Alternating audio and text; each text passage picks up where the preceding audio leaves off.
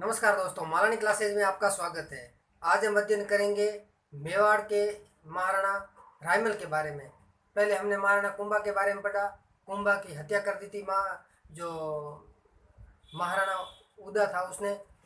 उदा की बिजली गिरने से मृत्यु हो गई और उदा और रायमल दो भाई थे।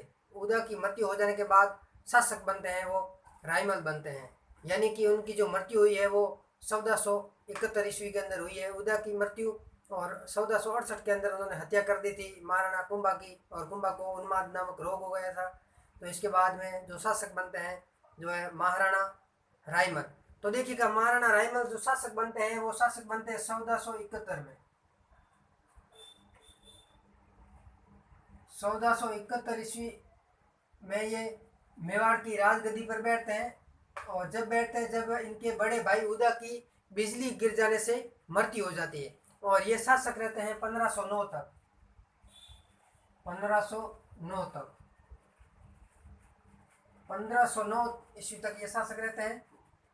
और इनका एक योगदान है कि जो ये महाराणा रायमल है, महाराणा रायमल ने एकलिंगनाथ जी का जो मंदिर है काल भोज ने निर्माण करवाया था, उसी मंदिर का पुनः निर्माण करवाया। और इनकी जो महारानी है, इनकी पत्नी है, इसका नाम श्रृंगार देवी था। तो लिख सकते हैं पहले इनकी पत्नी,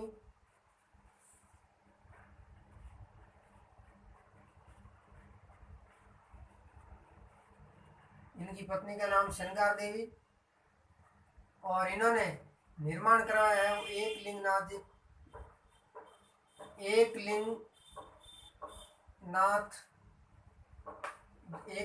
जी मंदिर का पुनः निर्माण। एकलिंगनाथ जी मंदिर का पुनः निर्माण करवाया है वो महाराणा रायमल ने करवाया। पुनः निर्माण करवाया है वो महाराणा रायमल ने करवाया है। इनके जीवित रहते हुए, यानी कि ये जो बुढ़े हो गए थे, जो इनकी अवस्था थी, वृद्धावस्था थी, तब इनके पुत्रों के अंदर झगड़ा हो गया। यानी कि इनके पुत्र थे 4। एक थी इनकी पुत्री, एक पुत्र जिसका नाम पृथ्वीराज सिसोदिया, दूसरा था जय सिंह, तीसरा था जयदेव, चौथा था सांगा, और पांचवी जो पुत्री है जिसका नाम है आनंदी बाई। आनंदी बाई का विवाह है वो सिरोही के शासक जगमाल देवड़ा के साथ में किया। अब इनके 4 भाई आपस में झगड़ा हो गया। पृथ्वीराज सिसोदिया कह रहा है कि मैं शासक बनूंगा, जय सिंह जी कह रहा है कि शासक मैं बनूंगा, और राणा सांगा है वो शासक बनने के जो उत्सुक थे, यानी कि जो सरदार थे मेवाड़ी, वो राणा सांगा को बनाना चाहते थे, क्योंकि योग्य शासक थे वो राणा सांगा थे जिनके अंदर सारे गुण थे। तो देखिएगा क्या होता है कि मेवाड़ की धरती पर इनके अंदर जो पहला पुत्र है पृथ्वीराज सिसोदिया, और जय सिंह, और जयदेव, और सांगा। तो देखिएगा इनके पुत्र कितने हैं? 4 पुत्र हैं। हम लिख सकते हैं कि इनके 4 पुत्र हैं। कितने पुत्र हैं इनके? 4 पुत्र हैं। महाराणा रायमल के 4 पुत्र हैं। पहले का नाम था पृथ्वीराज सिसोदिया। पृथ्वीराज सिसोदिया। पृथ्वीराज सिसोदिया के दूसरा, जिसका नाम जय सिंह, दूसरा पुत्र राणा रायमल का, और तीसरा जयदेव, और चौथा था राणा सांगा संग्राम सिंह, जिनका नाम है संग्राम सिंह, और बहन थी जिसका नाम है आनंदी बाई। आनंदी बाई। देखिएगा दोस्तों, इनके पुत्र, एक का नाम पृथ्वीराज सिसोदिया, दूसरा जय सिंह, तीसरा जयदेव, चौथा सांगा, और 5वीं पुत्री है जिसका नाम है आनंदी बाई, यानी कि ये इसकी क्या है? पुत्री है। इस पुत्री की शादी है, इसका विवाह है वो हो गया जगमाल देवड़ा के साथ में। जगमाल देवड़ा, और जगमाल देवड़ा है वो शासक है सिरोही का। कहाँ का है? सिरोही का शासक है। सिरोही का शासक जगमाल देवड़ा के साथ में किसका विवाह हो गया है? आनंदी बाई का विवाह हो गया। और जयदेव था, इस जयदेव का शासन से कोई लेना देना नहीं था, यानी शासन में कोई रुचि नहीं थी। लिख सकते हैं हम, यानी ये अलग ही था, ये इन्होंने कोई ध्यान नहीं दिया। अब है जय सिंह। जय सिंह एक ऐसा था जो शराबी था, नशे में नशेड़ी था, यानी नशे के अंदर सूर रहता था। अब है पृथ्वीराज सिसोदिया और राणा सांगा। लेकिन युद्ध जो हो रहा था, लड़ाई हो रही थी पृथ्वीराज सिसोदिया, जय सिंह और राणा सांगा तीनों के मध्य। तो रायमल जी ने कहा कि भाई आप साधु से पूछ करके आओ, और एक कोई साधु है, साधु के पास में गए, ये सभी साथ में गए थे चारों भाई। तो उसमें पहले हाथ देखा पृथ्वीराज सिसोदिया का, बाद में जय सिंह का, और तीसरा जयदेव का, और चौथा राणा सांगा का। इनका देखा तब इनका कह दिया कि अल्पायु के अंदर इनकी मृत्यु हो जाएगी,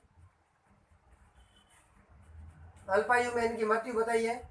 और जयदेव की कोई रुचि थी नहीं, इनका ये योग्य थे नहीं। और पृथ्वीराज सिसोदिया का हाथ देखा तो इनके हाथ के अंदर राजयोग लिखा हुआ नहीं है। और जब हाथ आया राणा सांगा का, तो इन्होंने कहा कि राणा सांगा है जो इनके हाथ में क्या लिखा हुआ है, राजयोग लिखा हुआ है, और ये मेवाड़ की धरा के ये वीर शिरोमणि या मान शासक होंगे, यानी बहुत बड़ा योग लिखा हुआ है। या तो ये मान सन्यासी होंगे या मान शासक होंगे। ऐसा कौन कहता है? ऐसा सन्यासी कहता है। ऐसा जब सन्यासी अपने मुंह से कहता है, तो पास में कौन बैठा है? पास में पृथ्वीराज सिसोदिया बैठा है। और पृथ्वीराज सिसोदिया उसमें एक पत्थर मारता है, और जो पत्थर मारता है वो पत्थर लगता है राणा सांगा की आंख पर, और आंख फूट जाती है। राणा सांगा के शरीर पर 80 घाव थे, और पहला घाव है वो उसी दिन लग गया था। इनके बीच में युद्ध छिड़ जाता है, भाई भाई आपस में लड़ने लगते हैं एक दूसरे भाई। फिर इनको आपस में छुड़ा करके ये जो भाग जाते हैं राणा सांगा अजमेर के जंगलों में। अजमेर के जंगलों में वहां जाकर के एक जो ब्राह्मण है करमचंद पवार, करमचंद पवार के यहाँ रहते हैं। अब पीछे कौन है?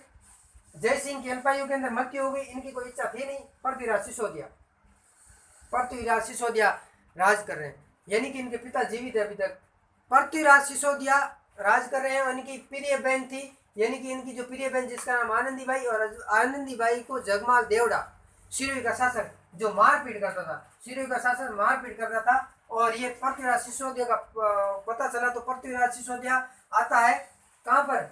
आता है सिरोही। और सिरोही आकर के समझाता है, भाई आप क्यों मारते हो मेरी बहन को? ऐसा कहता है। तब ये आपस में इनके जो भोजन करता है यहाँ पर, जब भोजन करता है तो भोजन के अंदर जहर मिला देता है, और जहर खा जाने से, जहर दे देने से इनकी वापस आते हैं, यानी कि चित्तौड़गढ़ वापस आते हैं, तब तक इनकी क्या हो जाती है? मृत्यु हो जाती है, मृत्यु हो जाती है। चित्तौड़गढ़ आते हैं तब तक जहर देने से, जहर देने से इनकी क्या हो जाती है? मृत्यु। जहर कौन देता है? जगमाल देवड़ा। किसको देता है?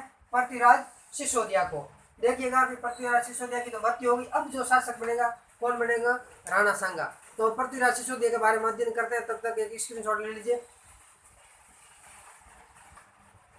देखिएगा दोस्तों, पृथ्वीराज सिसोदिया, पृथ्वीराज सिसोदिया। एक पृथ्वीराज राठौड़ है, वो बीकानेर के हैं। भूल से आप पृथ्वीराज सिसोदिया उनको मत कर देना। ये तेज गति के धावक होने के कारण, तेज गति के धावक होने के कारण, तेज गति के धावक होने के कारण इतिहास में क्या कहलाए? उड़ना राजकुमार, उड़ना राजकुमार। यानी तेज गति के धावक होने के कारण ये इतिहास में उड़ना राजकुमार से फेमस हुए हैं, प्रसिद्ध हुए हैं। उड़ना राजकुमार से प्रसिद्ध कौन हुए हैं? प्रसिद्ध हुए हैं ये जो पृथ्वीराज सिसोदिया। इनकी पत्नी थी जिनका नाम था ताराबाई, इनकी पत्नी थी जिसका नाम था ताराबाई, ताराबाई, ताराबाई इनकी पत्नी थी। और ये रुट करके कहाँ चली जाती है? ताराबाई रुट कर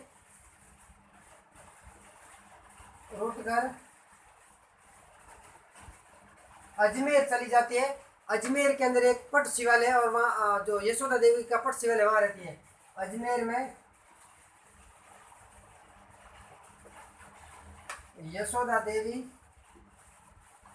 के पट शिवालय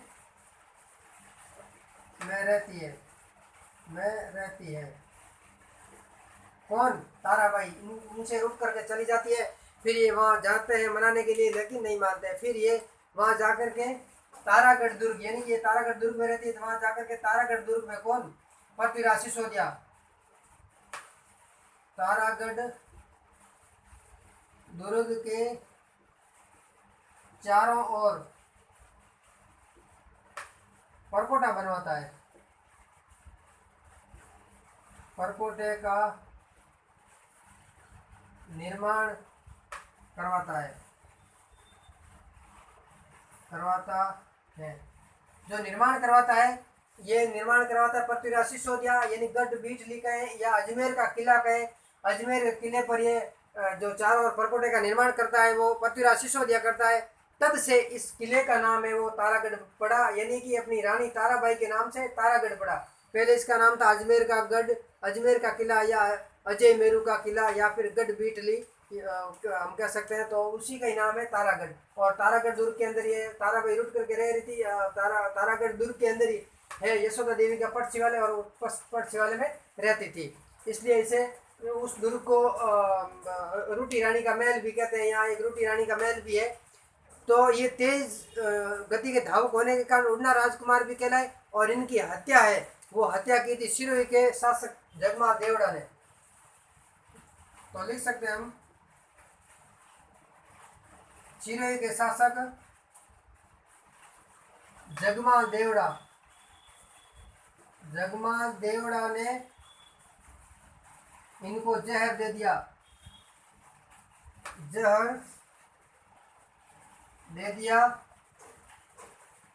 जिनसे इनकी मृत्यु हो गई।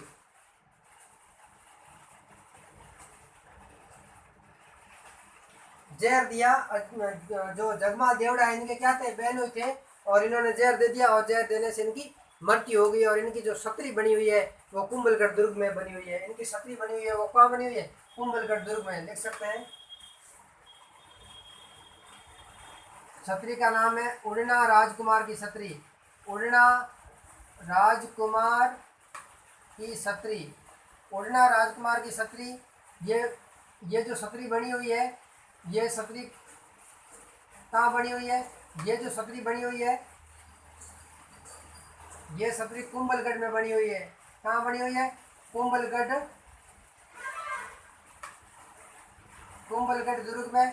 और ये जो छतरी है 12 खंभों की छतरी है, 12 खंभों की छतरी।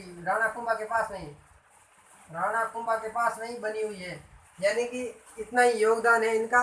और इनके बाद में जो शासक बनते हैं वो शासक बनेंगे राणा सांगा या राणा संग्राम सिंह, जो 1509 में शासक बनेंगे और 1528 तक शासन करेंगे। तो उनके बारे में हम विस्तृत अध्ययन करेंगे, क्योंकि उनका भी जो योगदान है राणा कुंभा का या राणा सांगा का इतिहास के अंदर बहुत ही महत्वपूर्ण योगदान है। उनके बारे में हम विस्तृत अध्ययन करेंगे। आप इसके बारे में विस्तृत अध्ययन करिए और महारानी क्लास के प्रति अपना प्रेम बना करके रखिए। फिर मिलते हैं अगली क्लास के साथ, तब तक के लिए नमस्कार, धन्यवाद।